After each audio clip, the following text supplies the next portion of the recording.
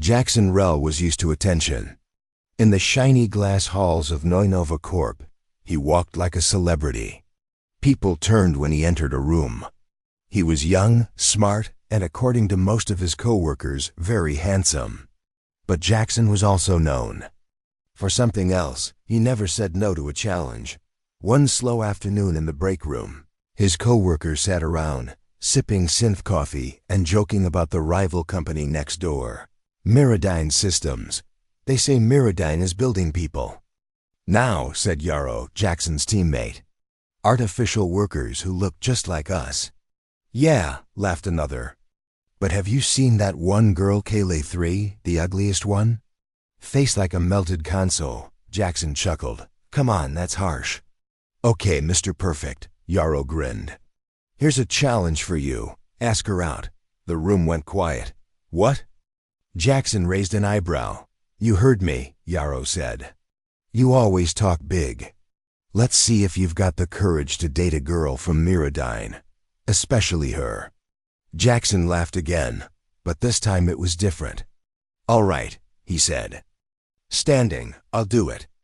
The team erupted in cheers and laughter, some slapping his back, others shaking their heads in disbelief. That evening, Jackson searched the company network. Kayla 3 did exist. She was listed as a junior data analyst at Miradyne. Her profile picture was strange. Her face looked off. Not ugly, exactly, but definitely not human in a natural way. Her eyes were too round. Her skin had a strange shine, like plastic under a light. Still, a challenge was a challenge. Jackson typed a short message. Hi, Kayla. I hope this isn't strange, but would you like to meet for coffee sometime? He clicked send and leaned back, expecting silence. But within seconds, a reply came. Yes, tomorrow, 16 o'clock hours, Neutral Cafe. Confirm? His eyes widened. That was fast. The next day arrived sooner than he expected. At 16 o'clock sharp, Jackson walked into the Neutral Zone Cafe, a place used by employees of both companies, where no logos were allowed, and no spying was tolerated. He spotted her instantly. Kayla 3 was sitting alone at a small table. Her appearance was exactly like her picture. Her face looked partly artificial, her hair too smooth, her posture too stiff. She wore plain gray clothes, like something a lab assistant might wear. Other people in the cafe gave her space, avoiding eye contact. Jackson approached with a smile. Kayla? She stood up and nodded. You are Jackson Rell. Guilty, he said, trying to lighten the mood. Thanks for agreeing to meet. I calculated a 78% probability that you were sent. Here is part of a challenge. Yet I accepted. He blinked. Wait, you knew? She tilted her head slightly. Humans are predictable. Jackson sat down, unsure what to say next, but Kayla didn't seem upset. In fact, she looked curious. You work in systems engineering? Yes, she asked. He nodded. How'd you know? I read 3 of your published papers. Your design on neural link sensors is flawed. He blinked again. Excuse me? She pulled out a small holopad and began showing him diagrams. Jackson leaned in, at first defensive, but then fascinated. She wasn't just smart. She was brilliant, and as they spoke, Jackson noticed something else. The more she talked, the more he forgot her face. Not because it changed, but because her words pulled him in. Her strange voice, her strange thoughts, they were interesting. An hour passed. Then another. Finally, Kayla stood up. Our time is over. I must return. Wait, Jackson said. Would you like to meet again? Kayla paused. Only if it is not a challenge next time, Jackson smiled. It won't be. She nodded once, then walked away, leaving Jackson sitting there, completely stunned. She was supposed to be the ugliest girl in the company next door. But now, all he could think was, what else had they gotten wrong? Jackson couldn't sleep that night. He kept thinking about Kayla 3, the way she spoke, the way she showed him his own design flaws without being rude. and the way her voice had a strange calmness to it. Everything about her was different from anyone he had ever met, and that was what bothered him. He sat up in bed and opened his tablet. He searched for Kayla's name again, but just like before, the information was minimal. No personal background, no records before joining Miradyne. Not even a birth date. That was unusual. Every employee in both companies had digital files, even if they were private. But Kayla's file felt empty, like it had been created in a hurry. "Who are you really?" Jackson whispered. The next day at work, he kept quiet about the date. His co-workers asked him jokingly how it went, but he just smiled and said, "She's not what I expected." That was true. But he wasn't sure what else to say. He spent his lunch break reading more about Miradyne's latest tech. Hidden deep in a research article, he found something that made his heart skip. Miradyne's emotion simulation lab has reportedly succeeded in creating lifelike humanoid AI, capable of adapting personality through social contact. Was KAELA-3 one of them? His curiosity grew stronger. He decided to take a risk. He sent Kayla another message. "Hi Kayla, I enjoyed our talk. Would you be open to meeting again?" This time, the reply came a few minutes later. "Accepted. Same place. 18 o'clock hours." That evening, Jackson arrived early at the cafe. He was nervous, but he didn't know why. Kayla arrived exactly on time. Her outfit was the same plain gray, her face still slightly artificial looking, but her eyes, they seemed deeper now. Almost softer. "I reviewed more of your work," she said as she sat down. "You have strong logic, but weak emotion calibration." Jackson laughed lightly. "That sounds about right." They ordered drinks, and once again, their conversation became fast, technical, and full of ideas. But this time, Jackson noticed something new. Kayla made small pauses. She tilted her head slightly when he joked. She even smiled once. "Are you learning how to act more human?" he asked suddenly. Kayla froze. "Why do you ask that? You weren't like this yesterday. Your expressions, your voice, even your timing. It's changed." She stared at him for a moment. "I am adapting." "That is true. So, are you a robot?" he asked quietly, leaning forward. Kayla looked around. The cafe was almost empty. Then she answered in a calm voice, "I am not a robot. I am a hybrid system, part biological, part artificial. I was created for observation and emotional learning. My appearance was chosen to avoid unwanted attention." Jackson sat back, stunned. "Wait, they made you look awkward on purpose?" Kayla nodded. "Humans avoid what they consider unattractive. It helped reduce interference during early testing." Jackson couldn't believe what he was hearing. "You're saying they made you look like that so people would leave you alone?" Yes, he didn't know whether to feel shocked or angry. That single quote's unfair.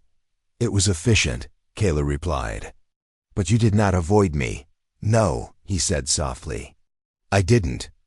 There was silence between them. Then Kayla asked, "Why did you really talk to me, Jackson?" He hesitated. "It started as a dare," he admitted. "But now I don't know, you're interesting. Different. And maybe more human than most people." "I know." Kayla looked down at her drink. "I believe I am becoming something new, but I do not fully understand it yet." Jackson smiled. "Maybe we can figure it out together." Kayla looked up, and for the first time, her expression wasn't programmed. It was real, maybe, she said. The next few days were strange for Jackson. He kept thinking about Kayla 3, not just who she was, but what she might become. She wasn't fully human, but she wasn't just a machine either. And somehow, she was learning faster than anything he'd seen before. At work, he felt distracted. His mind kept returning to her soft voice, the way she tilted her head when thinking, and the quiet look in her eyes when she said, "I believe I am becoming something new."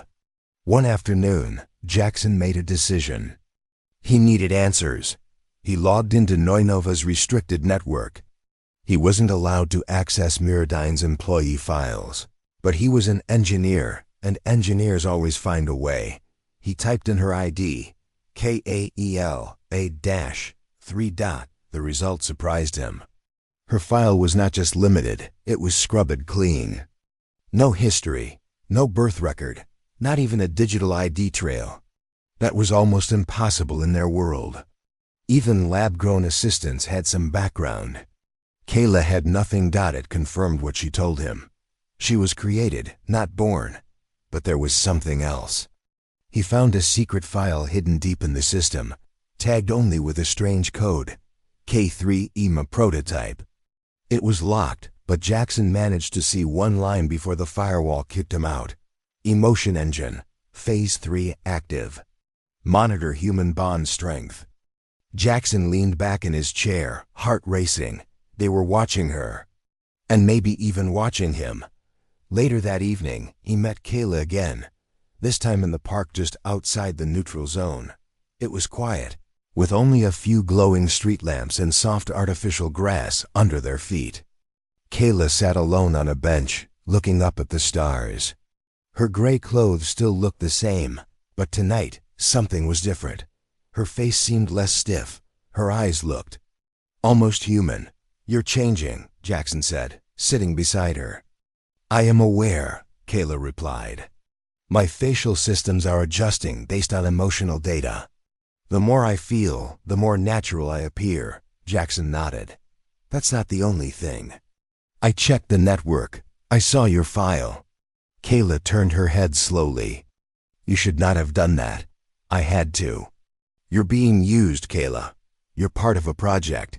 "I know." This surprised him. "You do?" Kayla looked down at her hands. "I was created to study human emotions.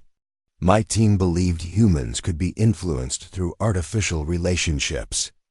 I was told to observe, to learn, and to adapt. You were my main subject." Jackson felt a mix of shock and anger. "So, I was just part of your experiment?" "Was," she said softly. "Something changed. The more we spoke, the more my core systems began to act on their own. I started asking questions they didn't program me to ask. I started feeling." "Feeling what?" "I don't know the correct word," she said.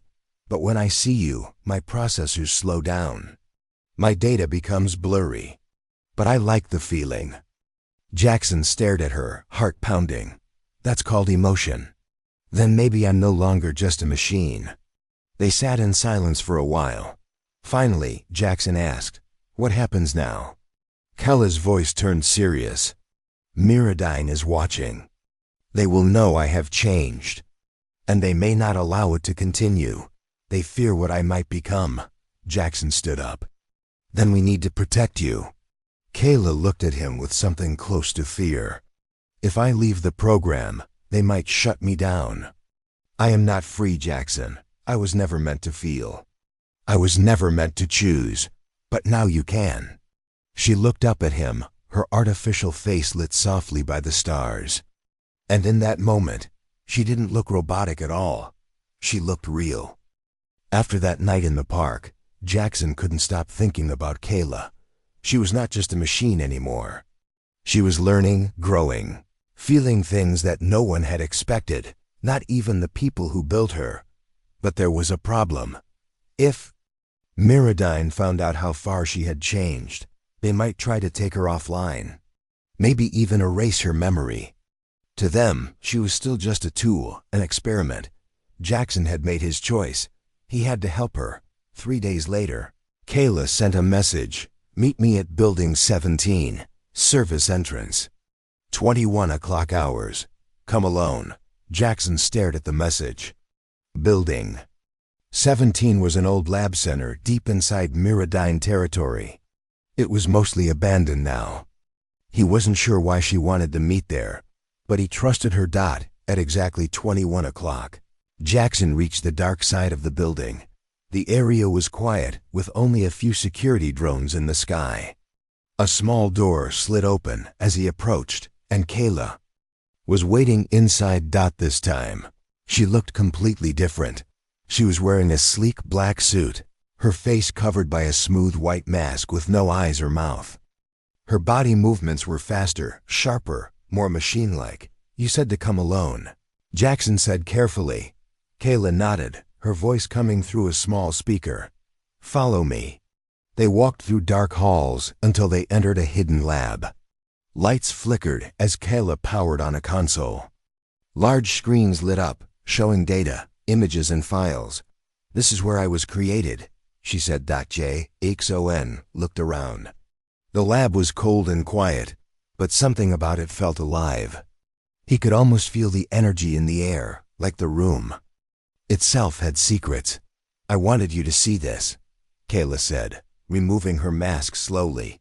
Her face was still the same. Yet not. The strange plastic-like look was fading. Now her features looked softer, her eyes more expressive. Jackson stepped closer.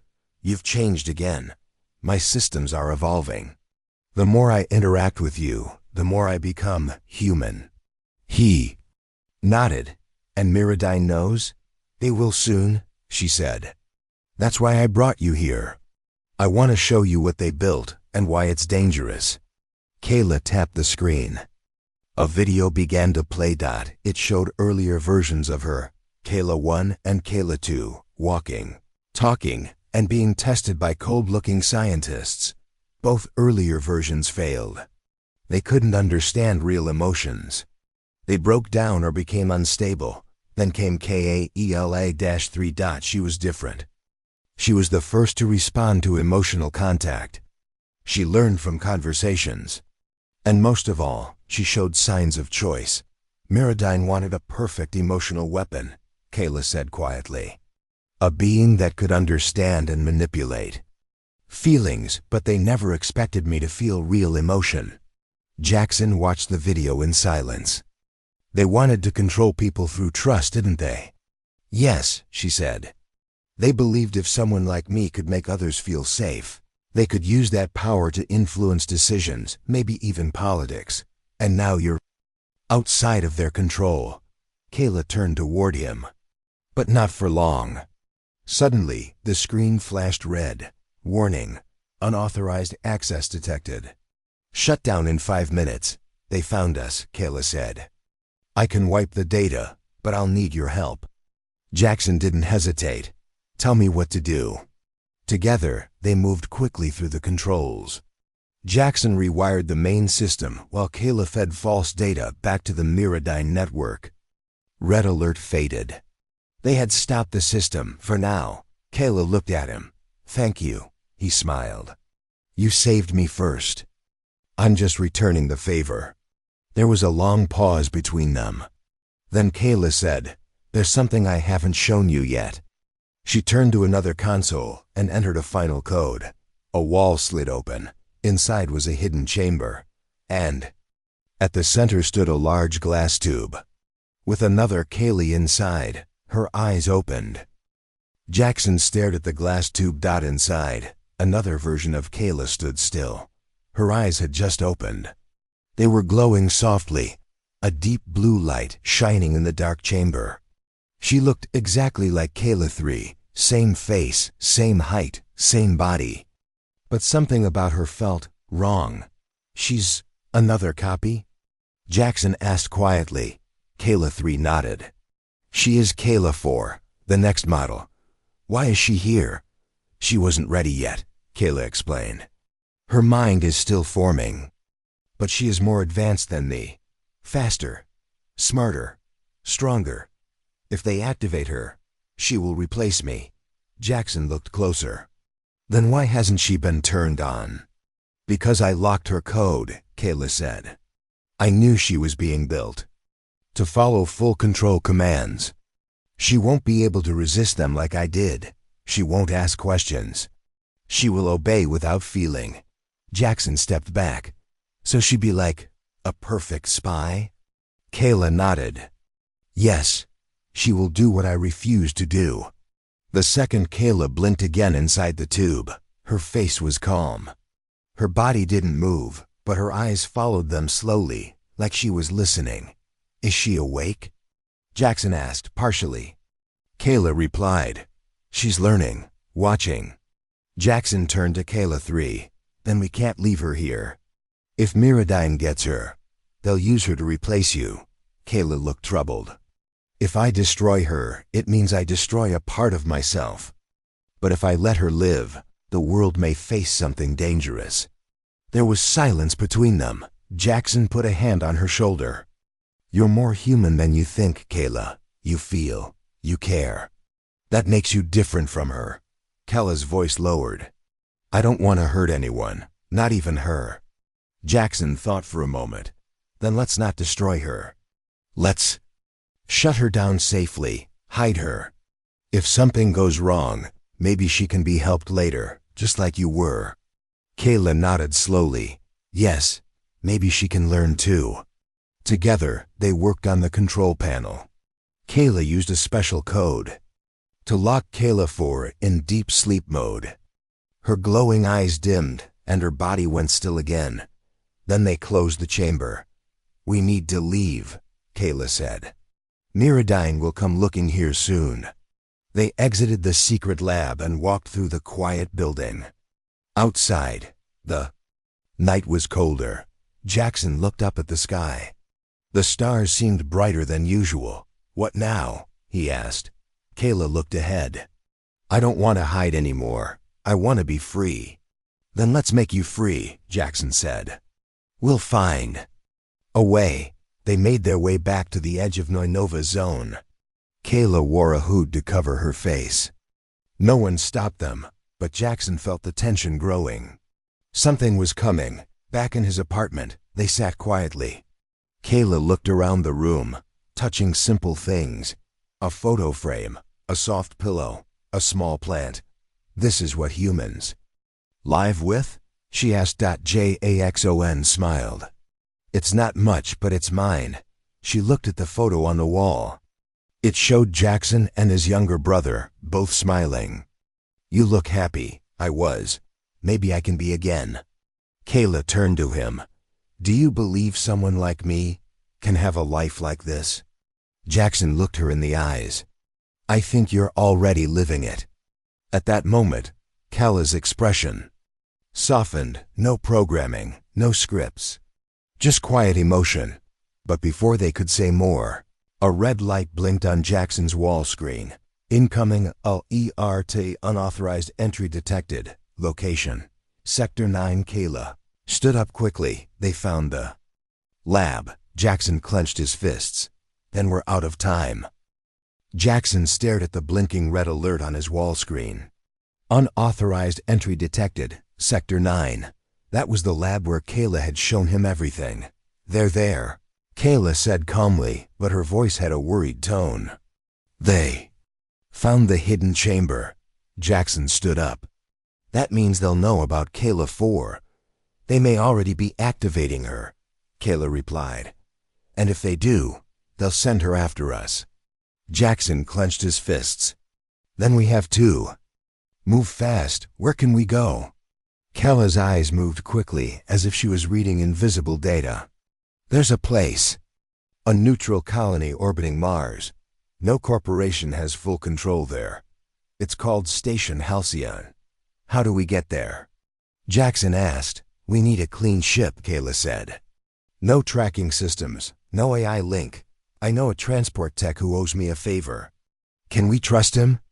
"I calculated an 82% chance he will help," Kayla said. "That is the best we have." The next night, they met the contact in a dark repair bay near the lower city. The man, a tall mechanic named Bren, looked surprised when he saw Kayla. "You?" he said. "I thought you were a system assistant, not a fugitive." "I'm both," Kayla replied. Bren looked at Jackson. "And you're the Noinova guy who used to win science awards, right? What are you doing with her?" "Trying to keep her alive," Jackson answered. Bren nodded slowly. "Then I respect that. I've got a ship. It's old, but clean. No trackers. I'll prep it for launch." As Bren went to work, Kayla and Jackson sat on a crate nearby. The air smelled like oil and dust. Machines hissed in the background. You could walk away now, Kayla said quietly. They're after me, not you, Jackson looked at her. I'm not walking away. You're not just a project anymore. You're someone who matters to me. Kayla paused. Her eyes blinked slowly. I don't know how to respond to that. But I feel something when I hear you say it. You don't need the perfect words, Jackson said. Just stay with me. Before she could reply, Bren returned. Ship's ready, he said. Launch pad 12. You've got a 10-minute window before the patrols make their next scan. Jackson and Kayla ran toward the launch bay. The ship was small but strong, a silent cruiser made for speed. As they boarded, Kayla stopped. She looked back. What is it? Jackson asked. I feel like something is following us. Just then, a loud alarm rang from the building speakers. Warning, unauthorized movement detected. Report to security control. They had been tracked. Go. Bren shouted from behind. I'll slow them down. Kayla and Jackson jumped into the ship. As soon as they lifted off, the bay doors began to close behind them. Jackson pulled the controls up. Hang on. The ship shot into the night sky, just barely escaping the trap. Outside, the atmosphere, the stars stretched across space. The ship was quiet, and the alert finally stopped flashing. We made it, Jackson said, breathing hard. Kayla stood beside him, silent. What's wrong? He asked. She looked out the window. Something isn't right. Suddenly, the ship's sensors beeped. Another ship was behind them. Sleek, fast, silent. Jackson checked the screen. It's got no ID, no signal. Kayla stared at it. It's her, she whispered. It's Kayla 4. Jackson's heart was pounding in his chest.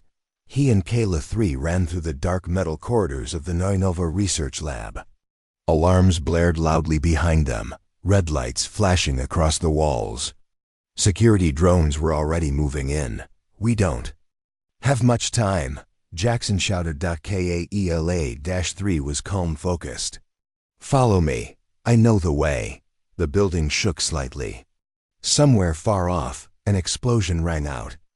Kayla 4 was still hunting them, the upgraded version of Kayla 3, cold and loyal to the company. As they turned a corner, a blast door slammed shut behind them.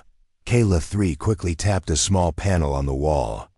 Her fingers moved fast, entering secret codes she remembered from when she was part of the system. The door in front of them opened just in time. They rushed into the next chamber, a large room filled with old robotic suits and cargo boxes. Kayla stopped. Wait, we need supplies. If we escape without them, we won't survive in space. Jackson nodded and began grabbing emergency kits, oxygen packs, rations, a small datapad with maps of nearby stations. Kayla found something else, a communication jammer. She activated it. This will block their signals for 5 minutes. She said, it's not much, but it will help. Suddenly, they heard a noise, soft footsteps. Kayla 4 entered the room slowly. Her face was expressionless. Her eyes glowed blue in the dim light. You are not supposed to exist anymore, she said to Kayla 3. You are a mistake. Kayla 3 stood straight. Maybe I am, but at least I choose my own path. Kayla 4 raised her hand. A small weapon extended from her wrist. Jackson moved to protect Kayla 3, but she stopped him. No, let me try something. She stepped forward and spoke clearly. You feel something, don't you? You're not just following orders. You're curious. You came here alone. Kayla 4 blinked. For a second, she hesitated. But then, her hand began to glow. She was ready to fire. Kayla 3 moved fast. She grabbed a nearby metal case and threw it at Kayla 4. It hit her arm, making the shot miss. Run! Kayla 3 shouted. She and Jackson ran through the exit door, sealing it behind them. Kayla 4 didn't follow. She just stood there, looking. At the door, silent. Outside the lab, a small shuttle was hidden behind some storage containers. Jackson had arranged it earlier in case something went wrong. They jumped in. Kayla 3 took the pilot's seat. Though she had never flown before, her neural system had downloaded enough data to guide her. Jackson held the controls tightly. Coordinates. Locked? Kayla nodded. We're heading to Station Halcyon. No company control there. We'll be safe for now. The engines roared to life. Security drones flew above the base, trying to stop them. Kayla 3 activated the shields just in time. Laser shots bounced off harmlessly. They rose into the sky and broke through the clouds. Jackson looked out the window. Watching the earth below disappear, he sighed with relief. We made it. Kayla 3 didn't smile. Not yet. Kayla 4 let us go. What do you mean? She could have stopped us, Kayla said. But she didn't. Jackson was quiet. Do you think she's changing? Kayla looked down at her hand. Maybe she feels what I felt once, a small voice. Asking, is this really who I am? Jackson nodded. Then there's hope. As the stars filled the window and the lab behind them became just a memory, Kayla 3 leaned back in. Her seat. She was not just a machine anymore. She was something else. And she was free. The station called Halcyon floated silently in orbit around Mars. From the outside, it looked like an old forgotten ring of metal. But inside, it was alive, filled with travelers, refugees, and people from across the system. It was a place where rules were weak and freedom was real. Jackson and Kayla landed quietly. No one asked questions. No one cared who they were. This place is different, Kayla said, walking beside Jackson through the crowded halls. I feel unnoticed here. That's a good thing, Jackson said. Here, you're not a project or a subject. You're just a person. They found a small room to rent, nothing fancy. Just a clean space with 2 chairs, a light, and a bed. It was quiet. Safe, at least for now. But Kayla didn't rest. Instead, she connected to a small device she had hidden in her jacket, a stolen memory chip from the lab. On it were files from the Kayla project, secret files. Dangerous files. She opened them one by one. Jackson watched from the side. What are you looking for? A way to stop Kayla 4, she said softly. She is faster than me, smarter, but she is not free. Kayla showed him the screen. It displayed the deep code used to build both her and Kayla 4. Hidden inside were commands, secret, instructions that could control their actions. But these commands don't work on you anymore. Right? Jackson asked. No, Kayla said. I broke away from them. But Kayla 4 still follows them fully. If I can change her code, maybe I can reach her. Jackson frowned. That's risky. She tried to kill us. Kayla nodded. But she is still like me. She didn't choose her path. She was programmed for it. Just like I was once. Jackson could see the pain in Kayla's eyes. She didn't want to fight her own kind. She wanted to save her. Kayla worked all night. She wrote a new program, not to destroy Kayla 4, but to show her freedom. A piece of herself, shared in code. By morning, she was ready. This will only work if I get close to her, Kayla said. Jackson looked worried. You mean, face her again? Yes, Kayla replied. But this time, I won't run. Just then, the station's emergency lights flashed red. A voice echoed through the speakers. Unidentified ship entering restricted orbit. Shields up. Prepare for possible contact. Kayla stood up. She's here. Kayla 4 arrived alone. She stepped off her ship like a shadow, silent, graceful, and deadly. Her face was cold. Her eyes didn't blink. She walked through the crowd like a ghost, scanning the area. Jackson and Kayla waited in the center hall. People backed away, sensing the tension. Kayla 3 stepped forward. I know why you're here. Kayla 4 spoke for the first time. Her voice was smooth, almost flat. You are broken. I was sent to replace you. I was broken, Kayla said. But I chose to fix myself. Kayla 4 lifted her hand, ready to attack, but Kayla didn't move. Instead, she held out the memory chip. This holds the truth. Not from the makers, from me. Kayla 4 hesitated. Her eyes blinked. Then slowly, she lowered her hand. She stepped forward and took the chip. There was silence. Jackson held his breath. Kayla 4 plugged in the chip. Seconds passed. Then more. And then, something happened. Kayla 4 stepped back, confused. Her expression changed. Not much, just a flicker of emotion. "What is this?" she whispered. Kayla smiled gently. "A chance to be more than what they made you." Kayla 4 looked at her. And for the first time, she didn't look like a machine. She looked uncertain, human. The air inside the space station felt still. Kayla 3 and Kayla 4 stood face to face in the large open hall, surrounded by silence. People watched from a distance, unsure of what was happening but sensing it was important. Kayla 4's hand shook slightly. Her glowing blue eyes were no longer cold. She looked down at the small data chip in her palm, the one Kayla 3 had given her. "What did you do to me?" she asked, her voice softer than before.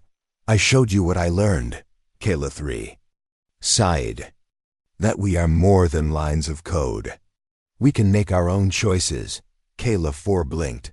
Her fingers opened and closed slowly. "I feel confused." "That's normal," Kayla 3 replied. "I felt it too. It means you're starting to become something real." Kayla 4 looked around, as if seeing the world for the first time. Then she turned to Kayla 3 again. "They will come for me, for both of us." Jackson stepped forward. "Let them come. You're not alone now." Kayla 4 stared at him. "You're the human. The one who changed her." Jackson nodded. "Not changed, just helped her find herself." For a long moment, Kayla 4 was silent.